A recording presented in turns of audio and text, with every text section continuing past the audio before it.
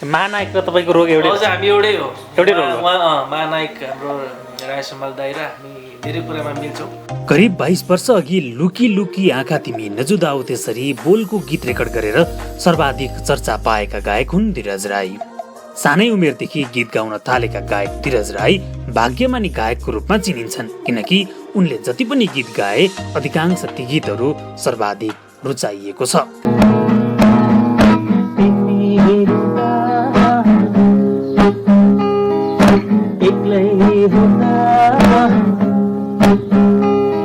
Nepali Michael ज्याक्सनको नामले चिनिएका गायक धीरज राई आज पनि उस्तै फिट र तन्दुरुस्त देखिन्छन्। कुराकानीको क्रममा मेरो र महानायक राजेश हमालको एउटै रोग रहेको बताए। आखिर कस्तो रोग लाग्या छ त धीरज राई र महानायकलाई? यो कुराकानी अन्तिमसम्म हेर्नुहोला। यस भिडियोमा धीरज राईको एक पृथक अभियानको बारेमा पनि हामीले कुराकानी गरेका छौँ। ओके धीरज दाई, धेरै धेरै स्वागत छ यहाँलाई। धेरै धेरै धन्यवाद। हार्दिक मिडिया का सम्पूर्ण हाम्रा टिम मेम्बर्सहरू र जति पनि हामीलाई हेरिरहनु भएको छ, मलाई सुनिरहनु भएको छ, देखिरहनु भएको सबैजनालाई मेरो नमस्कार। रोइरहनु भएको छ कि छैन? तिमी रुँदा एक्लै हुँदा?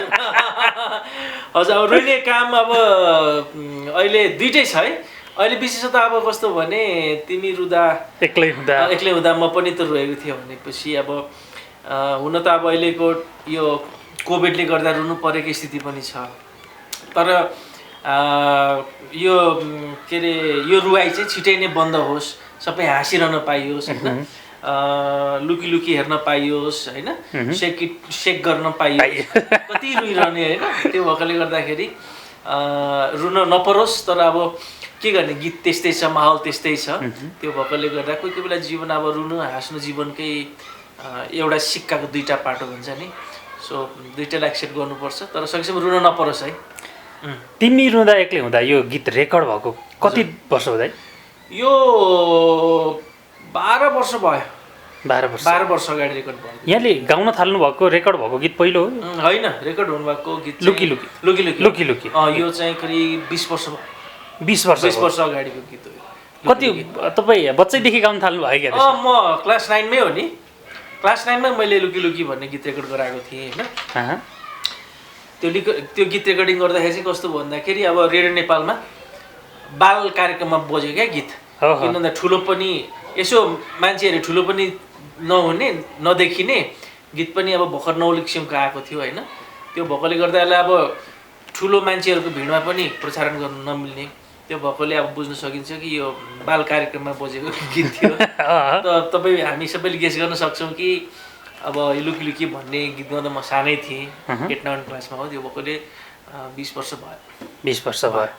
तर तपाईँको उमेर देख्दाखेरि छ नि, के खानुहुन्छ दाइ तपाईँ होइन? किनकि तपाईँले गाउन थाल्नुभयो कि 20-22 वर्ष हो। अब तपाईँ 8-9 पढ्दाखेरि पक्कै पनि तपाईँ 18-20 वर्ष 17-18 त्यो बेला 17-18 हुनुहुन्थ्यो भनिसकेपछि अहिले एज क्यालकुलेसन गर्छु। हजुर यस्तो हो, एज इज नम्बर हुन्छ नि।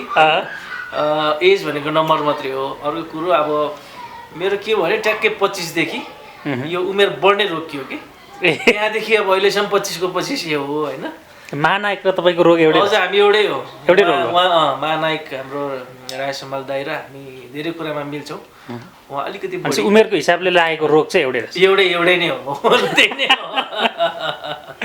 ओके दाइले झट्ट देख्ने बित्तिकै आम श्रोता दर्शकले सम्झिने गीत कुन हो दाइ? तपाईँले फिल गर्नुभयो होला यति लामो समयमा। हजुर 2-3वटा छ। जस्तो अब यो लुकी लुकी आँखा तिमी नजुदाऊ त्यसरी, यो पनि एकदमै रुचाउनु भएको, सम्झिनु भएको होइन, सम्झिने।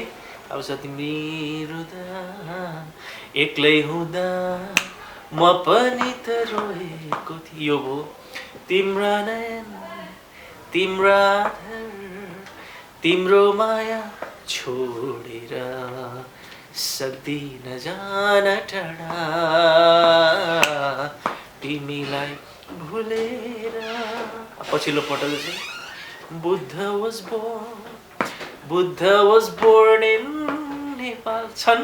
धेरै त छैनन्, जस 1 दर्जन जस्तो गीतहरू चाहिँ विशेष गरी पप फ्यानहरूमा निकै चर्चित छ। उहाँले मन पराइदिनु भएको गीतहरू छ मसँग। ओके, तपाईँ आफ्ना गीतहरू घरमा कतिको सुन्नुहुन्छ त? पुराना सुन्छु, म आफ्नो गीतहरू सुन्छु होइन, पुरानो गीतहरू सुन्छु र त्यसबाट पाठहरू पनि सिक्छु होइन। गीत सङ्गीतमै त लागि, त्यसले गर्दाखेरि पुरानो गीतहरूमा भएको कमी कमजोरी के छच्याउन सकिन्छ अथवा पुरानो गीतभन्दा अलिक फरक के गर्न सकिन्छ होइन, यी सबै कुराहरू चाहिँ गीत सुनेरै नै हो कि। अब सुरुको टाइममा अब लुकी लुकी भनेर जतिखेर गीत गाएँ त्यो पनि त्यतिखेर एउटा एक्सपेरिमेन्ट थियो, किनभने त्यस्तो खालके अब डिस्को म्युजिक चलेको थिएन। अब मैले गाउने शैली चाहिँ अब त्यतिखेर विदेशीहरूले गाउने चलन शैली हो, यो अङ्ग्रेजी गीतहरू जस्तो भन्ने टाइम थियो त्यतिखेर होइन। त्यसपछि अब फेरि सेन्टिमेन्टल गीत अब तिमी रुँदा भन्दाखेरि अर्कै थियो। त्यो भएर प्रत्येक गीतहरू सुन्नु मलाई किन जरुरी छ भने म अरूसँग कम्पिटिसन विश्वास गर्दिनँ कि। म आफ्नै क्रिएसनहरूमा चाहिँ पहिलाभन्दा नयाँ के दिएँ अथवा पहिलाभन्दा फरक के दिएँ भन्ने अलिक बढी सोच्छु। त्यो भएर पनि आफ्नो गीतहरू प्रायः म सबै सुनिरहेको छु। त्यो गीतहरूले त्यो टाइमिङ कस्तो रिकल कसरी गराउँछ? अब यस्तो रहेछ, गीत सङ्गीत भनेको आफै पनि कस्तो भने गीत सङ्गीतले दुईवटा काम गर्ने कि, एउटा मनोरञ्जन त दिन्छ, त्योदेखि बाहेक गीत सङ्गीतले चाहिँ त्यो समयको परिवेश होइन, समय सन्दर्भ, त्यतिखेरको कल्चर, त्यतिखेरको मान्छे, त्यतिखेरको फ्यासन, सबै कुराहरूलाई पनि त्यो गीतले चाहिँ बचाएर राख्छ क्या।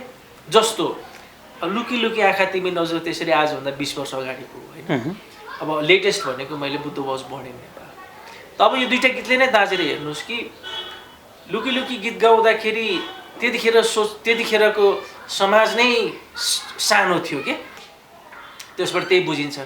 अब हामीले 20 वर्ष अगाडि पढ्दाखेरि नै अब क्लासमा पनि हामी केटाहरू छुट्टै बस्ने, केटीहरू छुट्टै बस्ने थियो। इभन केटीहरूको मात्र पनि स्कुल छुट्टै थियो क्या।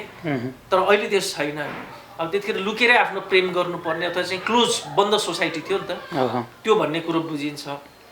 र अर्को के पनि बुझिन्छ भन्दाखेरि लुकी लुकी गाउँदाखेरि अलिकति डिफ्रेन्ट टाइपको म्युजिक, त्यो गीतलाई फेरि त्यही समयसँग गएर कम्पेयर गर्नुपर्ने हुन्छ क्या। त्यो गीतमा चाहिँ के बुझ्न सकिन्छ भने यतिखेर चाहिँ यो डिस्को टाइपको म्युजिक चलाइरहेछ होइन। अब मैले त्यसमा लगाउने ड्रेसअपहरू जिन्स लगाएको थिएँ, मैले डिङ्गो बुट लगाएको थिएँ। सो यो सबै कुराहरू चाहिँ त्यो गीतमा क्याप्चर भएको हुन्छ क्या।